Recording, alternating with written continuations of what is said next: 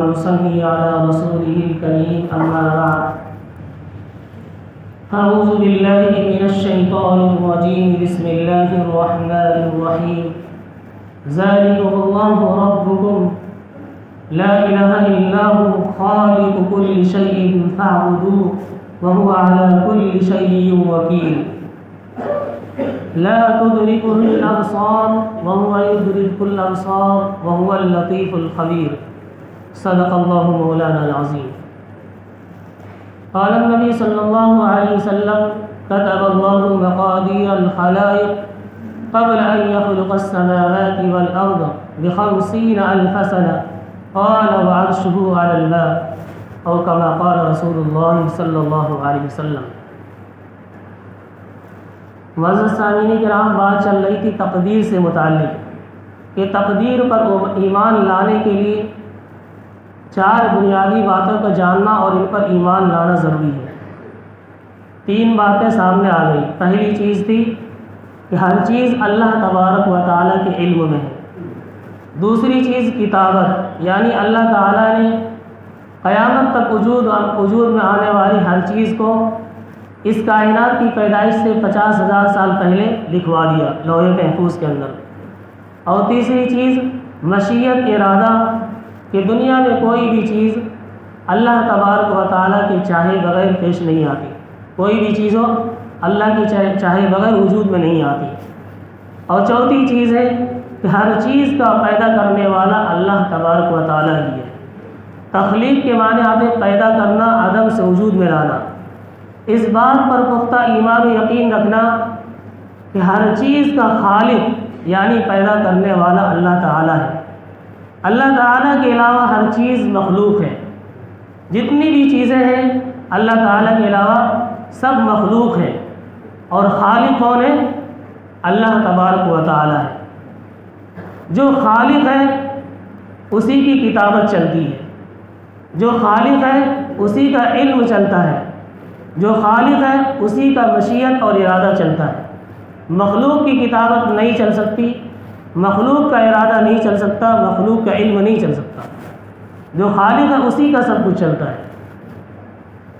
حدیث پاک کے اندر اللہ کے نبی صلی اللہ علیہ وسلم نے ارشاد فرمایا لا يؤمن عبد حتى يؤمن بالقدر خیرہ وشرہ من اللہ تعالی، کہ کوئی بھی بندہ اس وقت تک مومن نہیں ہو سکتا جب تک کہ وہ اچھی بری تقدیر پر ایمان نہ لائے. اور جب تک کہ یہ نہ مان لے جو مصیبت اس کو پہنچی ہے وہ مصیبت اس سے دور نہیں ہو سکتی تھی، اور جو مصیبت اس کو نہیں پہنچی ہے اس کو وہ مصیبت کبھی پہنچ نہیں سکتی تھی. جب تک کہ اس کے اوپر اس کو نہ مان لے وہ ایمان کی حقیقت کو نہیں پا سکتا. وہ مومن ہی نہیں ہو سکتا جو تقدیر کا انکار کرتا ہے. بنیادی طور پر تقدیر کی 2 قسمیں ہیں.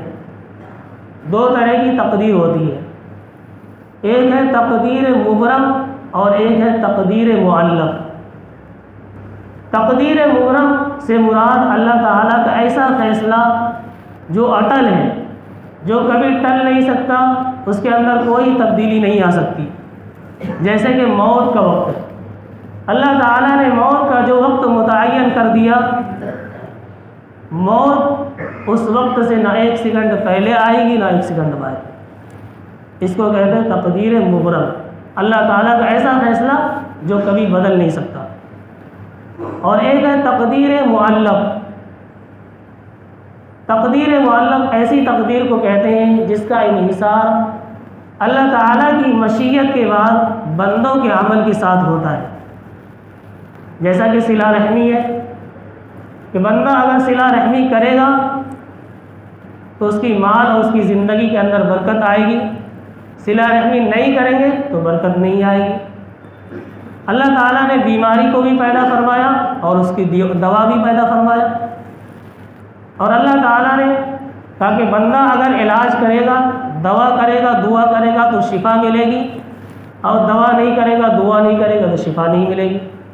اس کو کہتے ہیں تقدیر معلق.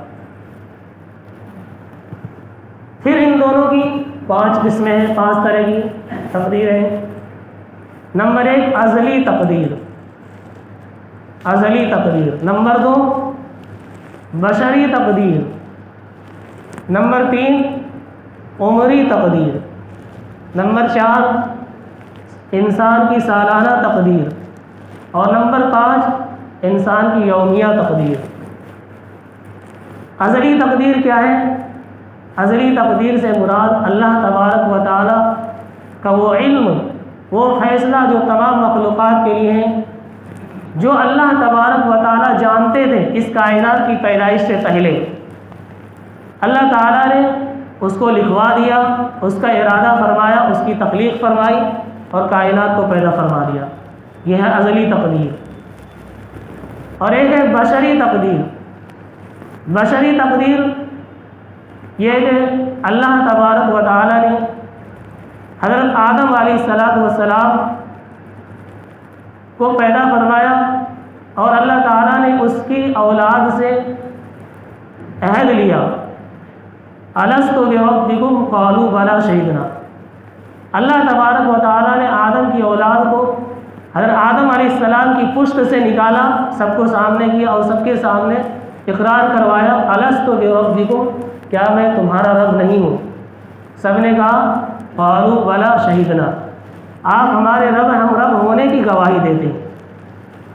پارہ نمبر 9 کے اندر ہے وَإِذْ أَخَذَ رَبُّكَ مِن بَنِي آدَمَ مِن ظُهُورِهِمْ ذُرِّيَّتَهُمْ وَأَشْهَدَهُمْ عَلَىٰ أَنفُسِهِمْ أَلَسْتُ بِرَبِّكُمْ قَالُوا بَلَىٰ شَهِدْنَا۔ تو یہ قرآن کریم کی آیت ہے۔ اس کا خلاصہ یہی ہے کہ اللہ تبارک و تعالیٰ نے آدم کی پشت سے اس کی اولاد کو نکالا اور ہر ایک سے اللہ تعالیٰ نے وعدہ لیا، عہد لیا کہ بتاؤ اس کا اقرار کرو کہ میں تمہارا رب ہوں یا نہیں ہوں۔ تو سب نے وہاں اقرار کیا تھا کہ قالوا بلی، آپ ہمارے رب ہیں۔ تو یہ کیا ہے؟ بشری تقدیر ہے۔ تیسری تقدیر ہے عمری تقدیر۔ عمری تقدیر کب لکھی گئی؟ کب لکھی گئی؟ عمری تقدیر لکھی گئی جب بچہ ماں کے پیٹ میں 4 مہینے کا ہوتا ہے۔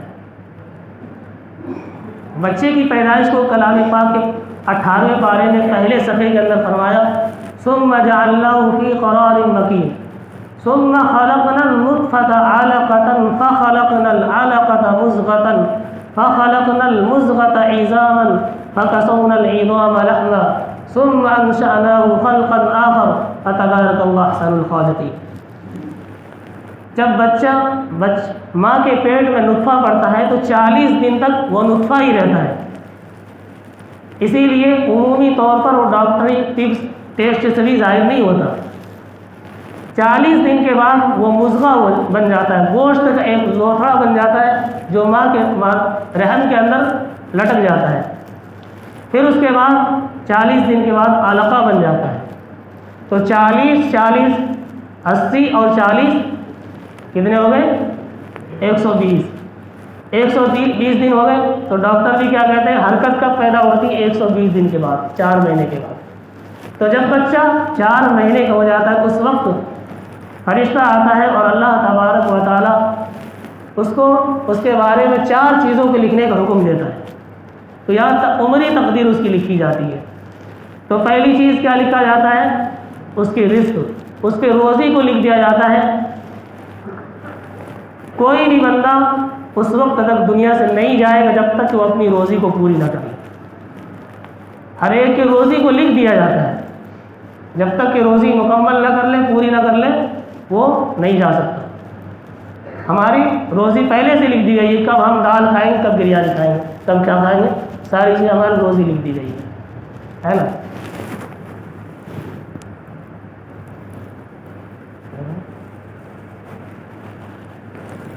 تو 4 چیزیں لکھ دی گئی۔ پہلی چیز ہے روزی، دوسری چیز ہے عمر، اور تیسری چیز ہے اس کا عمل، اور چوتھی چیز ہے یہ نیک وقت ہوگا بد وقت ہوگا۔ اس کی تفصیلات آگے دیکھیں گے۔ اللہ تبارک و تعالی ہم تمام مسلمانوں کو سمجھ عطا فرمائے۔